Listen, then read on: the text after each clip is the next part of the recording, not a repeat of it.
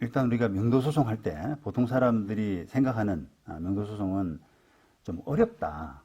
시간 많이 들고 비용이 많이 든다. 네. 이런 이야기를 참 많이 하거든요. 네. 근데 이제 그게 틀린 부분은 사실 아닌 것 같아요. 저도 직업인으로서 이제 이렇게 소송에 관여하다 보면은 이게 별거 아닌 것 같은데 소송이 길게 가고 사람한테 부담을 많이 주는 이런 구조가 지금 되어 있거든요. 사실 저희가 의뢰인분들에게 그런 부분을 좀 설명을 드리고 할 때 참 한숨 많이시잖아요. 네.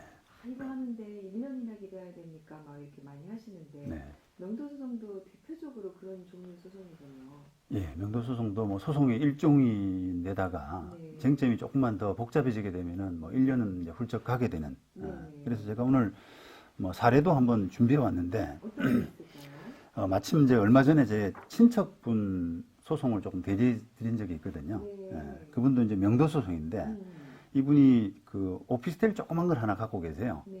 그런데 보증금 이게 300만 원에 월세 50만 원. 아주 작죠, 그죠? 네. 이렇게 이제 임대를 놨는데 첫 달부터 이게 차임이 연체가 돼서 들어와서 한 번도 안 냈다는 겁니다. 오. 그래서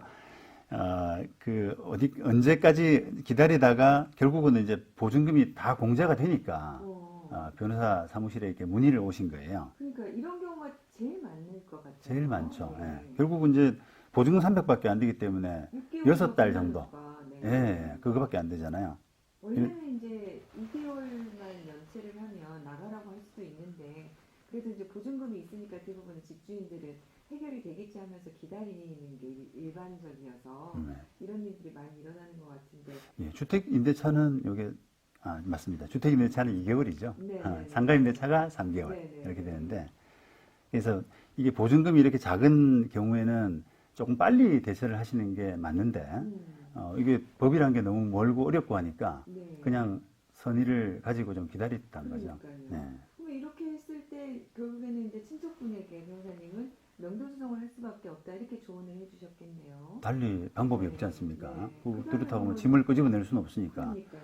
그래서 이제 소송하기가 좀 막막했는데 결국은 뭐 소송하면은 판결 선고까지 가는데 빠르면 한 6개월, 또 길면은 한 1년까지 가게 된다. 네.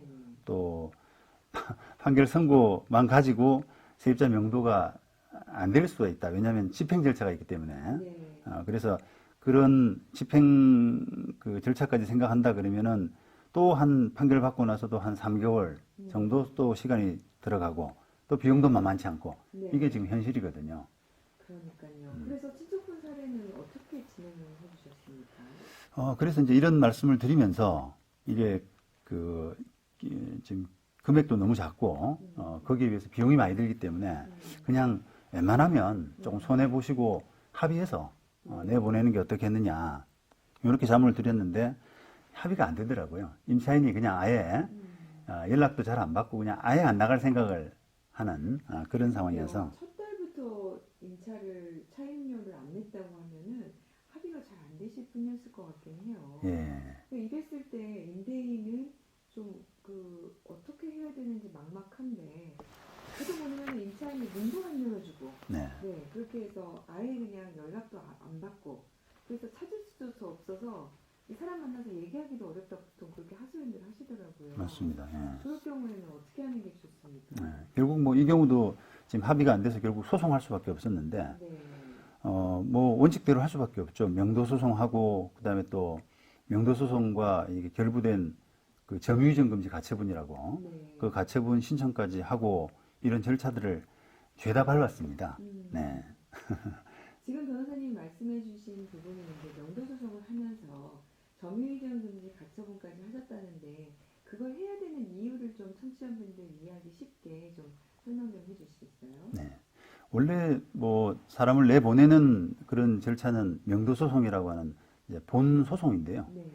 그 본소송 과정에서 본소송이 이루어지는 그 도중에 만약에 그 점유자의 지위, 점유자가 다른 사람으로 바뀌어버리면 그러니까 악의적으로 그럴 수가 있잖아요. 그렇습니다. 이게 시간을 끌기 위해서 네.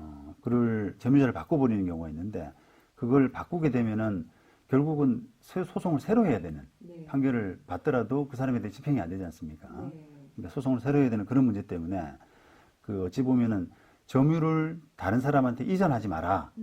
이전 금지 네. 그런 가처분을 해둘 필요가 있는 거죠. 그걸 해두게 되면은 약간의 이제 법률적인 효력으로 그 점유자가 그 이후에 바뀌더라도 네. 네. 점유자를 고정시켜두는 그런 효과를 법에서 인정을 해주거든요. 네.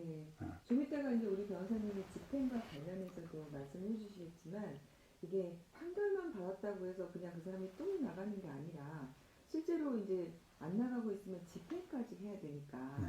그것까지 감안을 해서 점유이전 금지 가처분도 꼭 해야 된다 이렇게 조언을 해주셨는데요.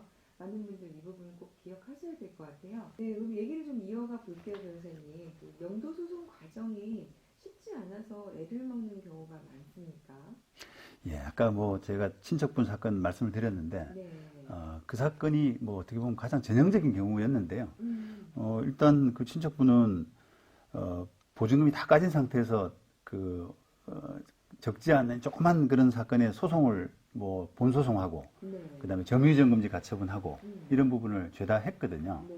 그렇게 해서 이제 소송에 본격적으로 돌입을 했는데 하나 또 문제가 하나 생겨버렸어요. 어떤 게 있습니까? 그 송달이 안 되는 겁니다, 피고한테. 그래서 왜 송달이 안 되는지를 제가 보니까 그 임대차 계약서에 그 임차인 인적사항을 제대로 못 적은 거예요. 확인을 안 했군요. 제대로 안 하고요. 네. 그걸 중개업자가 있는데도 네. 그거를 보통은 신분증 대조해서 꼼꼼하게 적지 않습니까? 그러게요. 그리고 또 경우에 따라서는 신분증을 그 계약서에 뒤에 첨부해 놓기도 하거든요. 사고 내가지고. 그렇습니다. 예. 그런데 여기는 첨부도 안 돼 있는 데다가 그 적은 부분을 숫자가 틀렸는지 제대로 못 적어서 그 적혀져 있는 주소로 송달했더니 없는 사람으로 나옵니다. 네. 그리고 또 지금 살고 있는 주소 있잖아요. 친척분 그 오피스텔. 그걸로 현장 송달을 했더니 거기는 안 받고요, 아예. 그러니까 이제 이게 그 절차가 굉장히 오래 걸릴 수밖에 없는데 네. 우리가 보통은 그런 경우에 뭐 공시송달할 수 있지 않냐 이렇게 이제 생각을 하는데 네. 공시송달은 주민등록상 주소로 보내가지고 안 받는 사람한테 그 공시송달을 하는 과정을 거치거든요. 되니까. 네. 근데 여기는 주민등록상 주소가 어딘지를 알 수가 없어요. 일단 이게 번호가 일치하지 않아서. 그렇습니다. 네.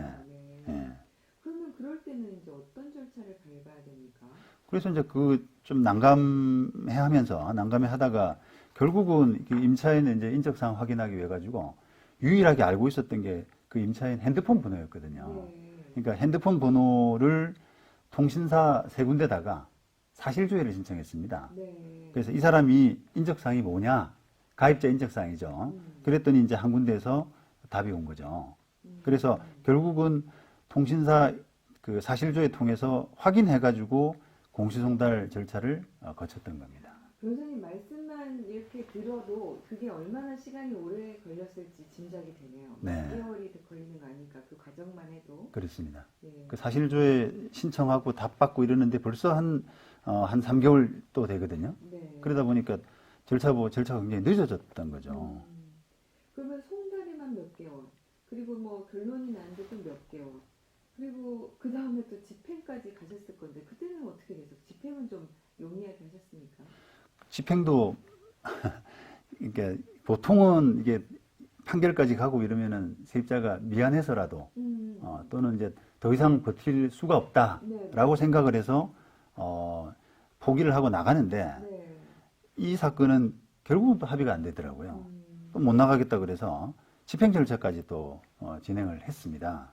집행 절차에도 비용이 좀 많이 들지 않습니까? 그렇습니다. 이게 집행 절차를 이제 어려워하는 것이 시간도 시간이지만 네. 이게 비용이 상당히 많이 들거든요. 네. 보통 이제 의뢰인분들이 좀 이렇게 집행 절차 밟게 되면 깜짝 놀라는 게 왜 이렇게 물건 끄집어내는 절차인데 왜 이렇게 돈이 많이 나오냐 이렇게 놀래거든요. 네. 근데 제가 그 집행 노무비를 좀 보니까 이게 보통 이사하는 것에 한 3배 가까이. 예. 그러니까 이사를 한다라고 할 때 만약에 5명이 왔다라고 하면은 생각하는 그 비용의 한 3배 정도? 이 정도가 거의 집행 비용으로 나오더라고요. 또 원래는 이제 소송에서 이기게 되면 소송 비용은 그 부담시킬 수 있는데 사실 이 사람의 자격 상태가 없으면 그게 의미가 없으니까 네. 결국에는 내 비용으로 먼저 들어갈 수밖에 없는 상황이어서 그렇습니다. 힘든데요. 나중에 받아낼지 네. 못 받아낼지 모르는 상황에서 계속 돈이 들어간다는 네, 거죠. 네. 네.